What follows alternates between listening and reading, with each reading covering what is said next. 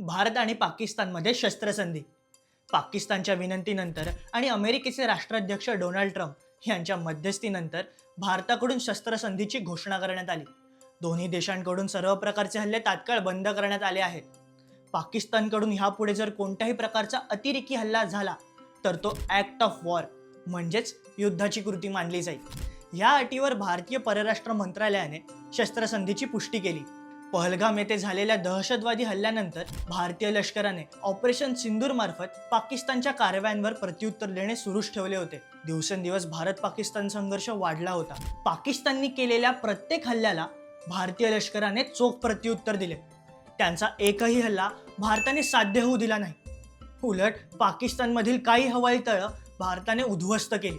त्यामुळे लष्करीदृष्ट्या भारताच्या ताकदीचा अंदाज पाकिस्तानसोबत संपूर्ण जगाला सुद्धा आला असेल. या संघर्षात युद्धापेक्षा शांततेच्या मार्गाने सामंजस्याने झालेल्या शस्त्रसंधीच्या निर्णयाचे संपूर्ण जगभरात स्वागत होत आहे. परंतु या सर्व घटना घडत असताना, आपले जवान सीमेवर लढत असताना एक चुकीची गोष्ट घडत होती. ती म्हणजे अफवा पसरवणं. आपण भारतीय नागरिक आहोत. आपल्याला सुद्धा या सर्व गोष्टींची योग्य माहिती मिळावी हा आपला अधिकारच आहे. पण मग त्यासाठी आपण नेमका विश्वास कोणत्या बातम्यांवर ठेवायचा? खरी बातमी कोणती हे आपल्याला कळणार कसं? खऱ्या माहितीसाठी कोणत्या वृत्तवाहिन्या बघायच्या आणि अफवांपासून दूर कसं राहायचं?